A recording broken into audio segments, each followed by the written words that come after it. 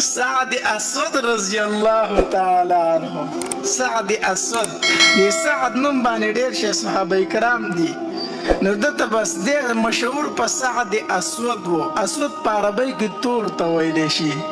د رنگ تک تورو. سعد اسود به ورته کوي د رنگ تک تورو، او د حبشي وو. نو حبشیان خو اسیم لک بیډاولې شونډې غټي غټي داسي ویختم ګونجي ګونجي، نو د رنگ لک بیډاوله غونته دانې پم ډېرې زیاتې وي، غریبي هم ډېره وه، کور یې نه و، هېڅ شی نه و. نو یو ځل نبي علیه الصلاة وسلام له راغی، وایي د الله پاکه پیغمبر هسې یو تپوس وکړم. وایي وایي هسې دا جنت په ما ځان ته پرېږدي.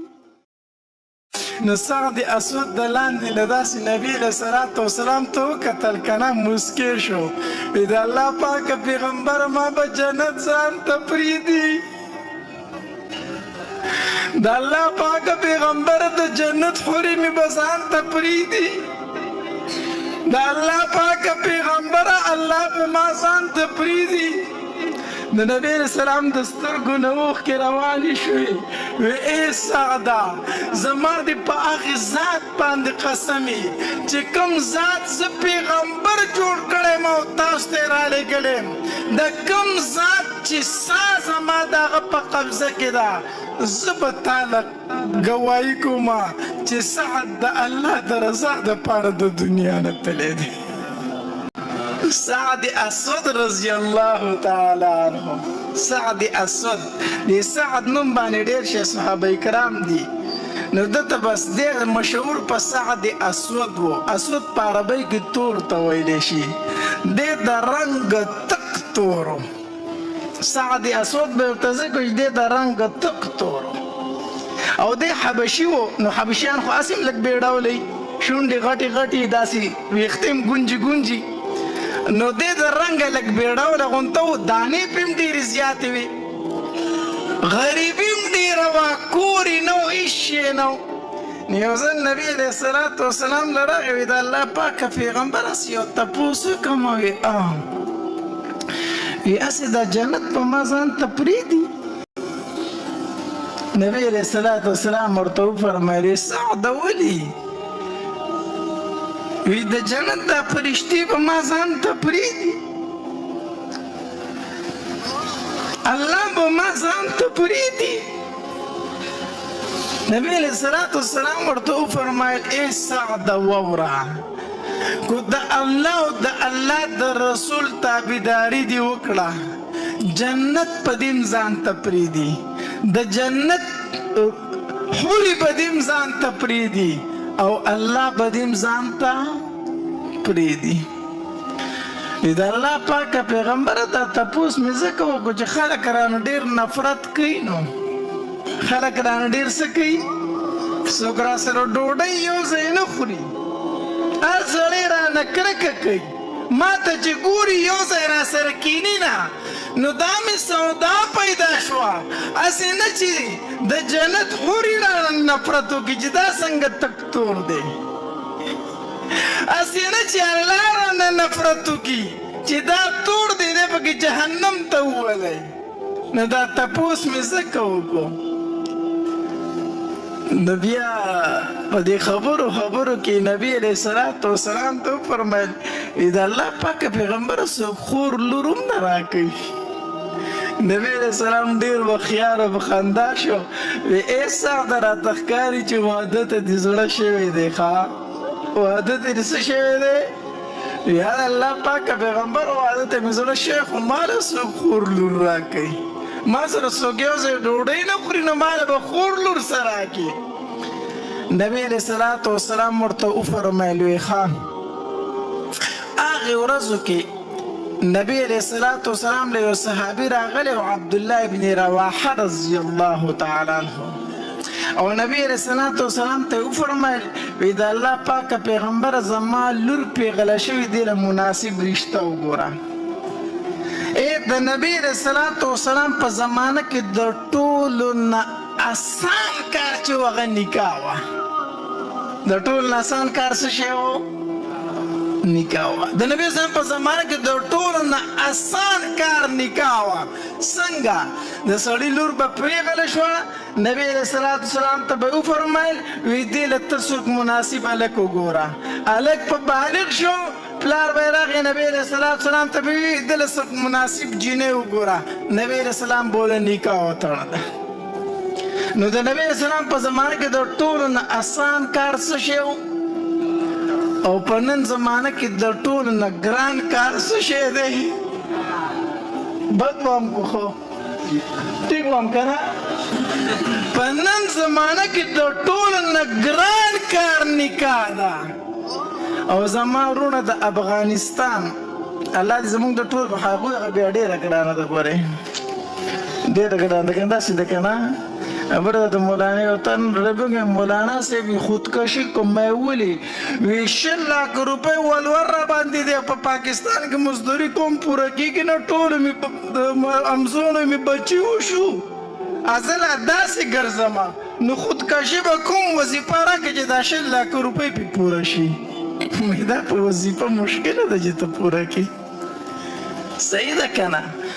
زمون طرف ته د جهیز لعنت د جهیز لعنت او د مهر لعنت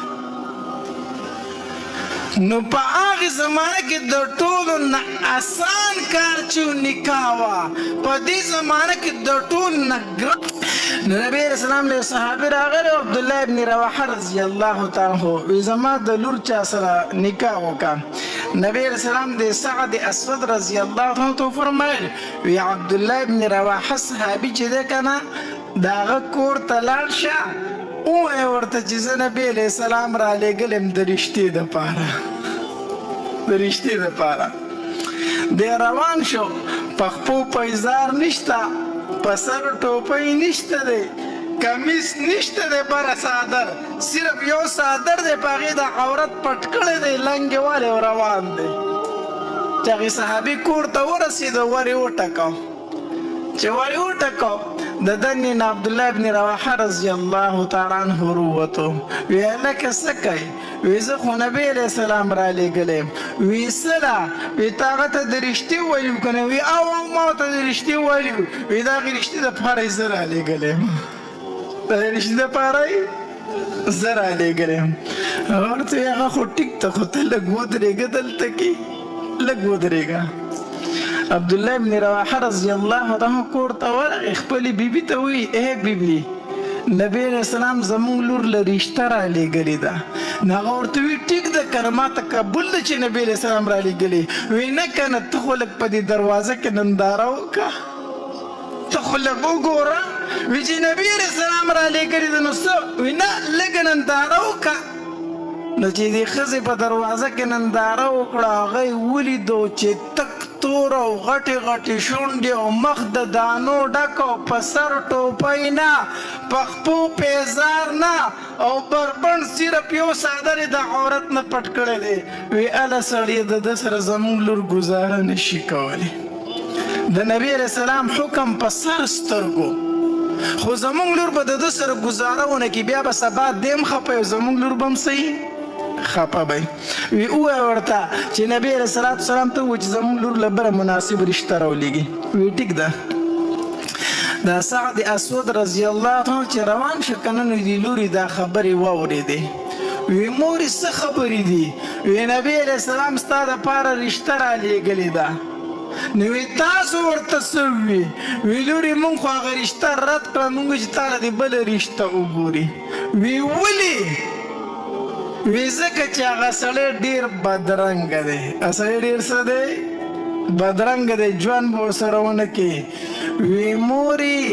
دې سړي ته مه ګورئ دې ته وګورئ دی رالېږلی چا دی دې سړي ته مه ګورئ دا سړی رالېږلی چا دی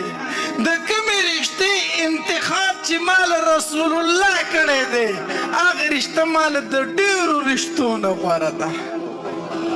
د دغه خاون انتخاب مال نبی علیه السلام کړی دی دغه خاون ماته د ډېرو ښکلو خاوندانو نه غوره دی ماته دا رشته منظور ده وی لورې مونږ خو ستا د وجې نه وي چې ته رضای بیا مونږ ورته هم ښه کوو. وی ټیک د سعد اسود رضی الله ته وي وی نبي علیه الصلاة والسلام ته وایي چې دا رشته مونږ ته څه ده منظور ده. سعد اسود لاړ نبي علیه الصلاة والسلام خواله. نبی علیہ السلام دې تپوس کوي سعد څه دې وکړو؟ وی د الله پاک پیغمبره کار وشو وی ټیک د سعد کار وشو خو مهر به ورکوي. وی د الله پاک پیغمبره مهر پکې څه شی دی؟ نکاح کوي او مهر نه پیژني؟ مهر به ورکوي نه څه خو به ورکول غواړي که نه؟ وی د الله پاک پیغمبره دغه یو څادر مې دی چې د ځان نه مې تاو کړی دی. نبي علیه الصلاة والسلام ورته وفرمایل وی که په منځ یې نیمای خو نه به ستا شي او نه به د هغې شي او که هغې له ورکوي ستا به څه شي او که ستا شي نو د هغې به څه شي؟ دا خو یو څادر دی چې ستا دی. وی څه وکړم د الله پاکه پیغمبره؟ نبي علیه الصلاة والسلام ورته وفرمایل زه ټیک د مهر بندوبست درله کومه د مهر بندوبست را کومه. یو درې صحابه کرام یې ورته وښول یو زبیر رضی الله تعالی عنه یو عثمان ابن عفان رضی الله تعالی عنه یو بل صحابي و. وی په دوی پسې لاړ شه ووایه ورته چې ماله 200 درهمه راکړئ. 200 درهمه دی لاړو د هغې نه 200 درهمه راوست. خوا کې بل صحابي ناست و. وی هلکه وی ستا کورونه شته؟ وی او د الله پاکه پیغمبر زما 2 کوره دي. وی یو کور ته دله ورکه. وی د الله پاکه پیغمبره د ده شو یو کور د ده دې ته مینه وی محبت وی. وی د الله پاکه پیغمبر زما په یو کور کې ګزاره کېږي یو کور د ده شو. صحابي واپس راغی 600 درهمه یې راغستې سعد اسود رضی الله تعالی عنه. نبي علیه الصلاة والسلام ورته هغه پیسې واغستې 200 درهمه یې ترې لرې کړلو او د دې لنګ په دې پلیس کې پورې وله وتړل. لنګ په پلیس کې پورې. وی سعد دې ته به څه وایي ځکه نه چې دا ستا د ښځې مهر دی دا ستا د ښځې مهر دی. او 400 درهم یې وله ورکړو. وی لاړ شه ځان له څه پوزکې موزکې واله څه کډې مډې واله واده دي دی که نه څه سودا خو به اخیستل غواړي. کور دې هم وشو مهر هم وشو او سودا ورشه واله ځان له. وی ټیک ده دی خوشحالېږي بازار ته روان دی چې دوکان ته دننه کېږي که نه چې ځان له د واده سودا واخلي. په دې کې په بازار کې ډول غږیږي او اواز ورسره کېږي د ډول سره. وی ای خلکو د الله پاک پیغمبر پلانکي طرف ته غزا له روان دی او نبی علیه الصلاة والسلام فرمایي چې د چا سره خپله اسلحه او سورلۍ وي هغه دې زموږ سره غزا ته لاړ شي. هغه دې موږ سره څه ته لاړ شي؟ مخکې زمانو کې به چې خلکو یو خبر ورکوو داسې ډول به یې و که نه نغاره به یې ورته وي نغاره به یې واله. نو سړی نغاره وي اواز کوي وی د الله پاک پیغمبر پلانکۍ طرف ته غزا له روان دی او څوک چې ورسره ځي ځان تیار کوي. دی په دې دوکان په دې خوله کې خپه نیولی شو. یو ځل یې اواز واورېدو غلی شو. بیا یې واورېدو بیا یې سوچ وکړو چې په 3م ځل یې واورېد که نه د دوکان نه واپس شو. وی ښه سعد اسود به د بیبي سره په کور کې ناستي او د الله پاک پیغمبر به جنګونه کوي. هغه به په میدان جنګ کې او سعد اسود به د ښځې سره ناستي. هغه پیسې راواغستې چې کومې ځان له د واده سودا له وړې وي په هغې باندې اس واغسته او توره یې پرې واغسته او اس ته وخته او یو داسې چوپټ کې واغست کپړه چې کپړه یې واغسته په هغې باندې دا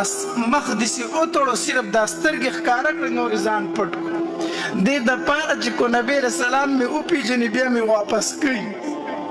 نو چې پېژني مې نه صرف سترګې ښکاره کړې نور ځان پټ کړو او لاړ غزا له. چې غزا له لاړ اوس داسې غزا کوي که نه چې په کوم طرف باندې ځي د کافرو دا سلې داسې ورته وایي داسې دا توره په دواړه لاسه داسې چلی داسې روان دی سمه غزا کوي. یو صحابي د بل نه تپوس کوي هلکه تا څوک دی دا خو ډېر بهادر سړی دی یو وایي زه یې نه پېژنم مخې پټ دی بل وایي زه یې نه پېژنم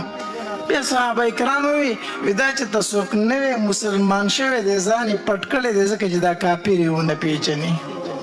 څوک نو مسلم دی نوی څوک مسلمان شوی دی نبی علیہ الصلوۃ والسلام له یو تن راغی وی د الله پاک پیغمبر یو ولک ته ډیر خطرناک غزا کوي ډیر بهادر دی غزا کوي نبی علیہ السلام کم دی وی هغه د ګوره د الله پاک پیغمبر دغه روان دی خو مخې پټ دی چې نبی علیہ السلام مو قتل کنا او دا تور د سی اوچته کړه په یو کافر گزار کو نو دا توري مټي ښکارش دا تور مټه د دانو ډکه چې ښکارا شو کنه نو نبی علیہ السلام ویل که دا خو زما باغی تور سعد نه دی دغه شک په زما راځي دا لاس خو ماته د سعد اسود ښکاري د دانو ډک لاس دی تک تورو وی لاړ شه تپوس دې وکړه چې دغه دی که نه دی دا خو ما وعدلې لیږلی و دا دې چېرته راغلی دی چې هغه صحابي لاړو وی د الله پاک پیغمبر تپوس کوي چې ته سعد اسودي هغه ته صرف سر وړکو وی صرف سر یې ورته وړکوي صحابي راغی د الله پاک پیغمبر او سعد اسود دی وی ښه د واده پرېښی او دلته راغلی دی د واده پرېښی او دلته راغلی دی نبی علیہ الصلوۃ والسلام سیکو داسې د په یو کافر باندې حمله کوله داسې ورلاندې وتل او کافر په زورور شو ګزار یې پې وکړو او چې ګزار یې وکړو سعد اسود رضی الله تعالی چې ووه نو د اس نه ښکته راتاو شو چې ښکته راتاو شو نبی علیہ السلام اواز وکړو وی زما سعدي ووه زما سعدي ووه او نبی علیہ السلام په خپل منډې کړې چې منډې کړې ورسېد ورله که نه نو دا سعد اسود رضی الله تعالی نبی علیہ السلام داسې خپل غیږ تر اوچت کړو دا مخې ورله ښکاره کړو کپړی ترې پرانسته چې کپړی ترې پرانسته نبی علیہ الصلوۃ والسلام د خپلې کپړې راواغستې او د دې تور صحابي دا مخ په د وینو نه داسې پاکوي دا مخ ولې د وینو د خاورو نه پاکوي نو سعد اسود د لاندې نه داسې نبی علیہ الصلوۃ والسلام ته وکتل کنه مسکې شو وی د الله پاک پیغمبر ما به جنت ځان ته پرېږدي د الله پاک پیغمبر د جنت حورې مې به ځان ته پرېږدي د الله پاک پیغمبر الله به ما ځان ته پرېږدي د نبی علیہ السلام د سترګو نه اوښکې روانې شوې وی ای سعده زما دې په هغې ذات باندې قسم چې کوم ذات زه پیغمبر جوړ کړی یم او تاسو ته یې رالیږلی یم د کوم ذات چې سا زما د هغه په قبضه کې ده زه به تاله ګواهي کوم چې سعد د الله د رضا دپاره د دنیا نه تللی دی ای سعده زه به ستا دپاره ګواهي کوم جنت به دې م ځان ته پرېږدي د جنت حورې به دې م ځان ته پرېږدي الله به دې م ځان ته پرېږدي دې ته ویلی شي عشق دې ته ویلی شي محبت د نبی علیہ السلام سره عشق پیدا کوي د نبی علیہ السلام سره محبت پیدا کوي په نبی علیہ السلام باندې درود زیات وایي په نبی علیہ السلام باندې درود زیات وایي کله نبی علیہ الصلوۃ والسلام وفات شو الله څه غمجنه ورځ وه نو چې کله نبی علیہ الصلوۃ والسلام وفات شو صحابه کرام وی که نه وی په کومه ورځ چې نبی علیہ السلام مدینې منورې ته راغی وی قسم په الله چې په مدینه منوره کې به دې څه شي ته کتل هغه به خوشحاله د مدینې منورې کوڅې خوشحاله وي د مدینې منورې بوټي خوشحاله خو چې په کومه ورځ نبی علیہ السلام وفات شو که نه په مدینه منوره کې توره تیاره وه هر شي ته به چې د کتل هغه غمجن چې هر څیز ته به د کتل هغه خفه نو نبی علیہ السلام چې په کومه ورځ وفات شو ابوبکر رضی الله عنه نبی علیہ السلام چېرته لېږلی و په اجازت باندې بار ته تللی و د عمر رضی الله تعالی عنه دماغو بالکل کار پرېښود کار یې پرېښودو توره یې راواغسته او داسې کړس یې وله ورکړو منبر ته وختو وی خلق وی دا منافقین دا منافقین وی چې نبی علیہ السلام وفات شوی دی وی زه دا خبر خو دې څوک وکړي وی زه دې سر وم سر وی نبی علیہ السلام د الله ملاقات له تللی څنګه چې موسی علیہ السلام کوهي تور ته تللی و نبی علیہ السلام وفات شوی نه دی دا وی د منافقینو یو پروپاګانډه خوره کړې ده دماغ یې کار پرېښود د عمر رضی الله تعالی عنه علی رضی الله تعالی عنہ بیهوشه شو بس هغه بیهوشه پروت دی عثمان رضی الله تعالی عنہ چاړه شو د جماعت په یو ګوټ کې ناست دی څوک چې ترې نه څه تپوس کوي بس ښه نه خبرې نشي کولی چاړه دی د جماعت په یو ګوټ کې ناست دی ابوبکر رضی الله تعالی عنہ د بار نه راغی صحابه کرامو نه تپوس وکړو وی زما محبوب څنګه دی زما محبوب څنګه دی صحابه کرام نشو ویلی وی ولې نشي ویلی وی چې سمایو عمر توره رایستلې ده عمر توره رایستلې څوک نوم نشي اخیستی داریک ورغی او د خپلې لور کوټې ته ورغی د عایشې بیبي چې وایي کتل په نبي علیه الصلاة والسلام باندې څادر پروت دی دا څادر یې دې اوچت کو او په نبي علیه السلام را پرېوت او په دې تندي ښکل کو وی طبت حیا ومیتا و زما محبوبه څومره په ژوند ښکلې وې څومره په وفات ښکلې وې چې په ژوندانه څنګه ښکلې وې په وفات د هغې نه ډېر ښکلې وې په دې تندي باندې نبي علیه الصلاة والسلام ښکل کو علیه الصلاة والسلام یې په دې تندي ښکل کو او طبت حیا ومیتا څومره چې په مرګ به ژوند ښکلی وي د هغې نه زیات په څه باندې ښکلی وي په مرګ باندې ښکلی وي او بیا بار ته راووتم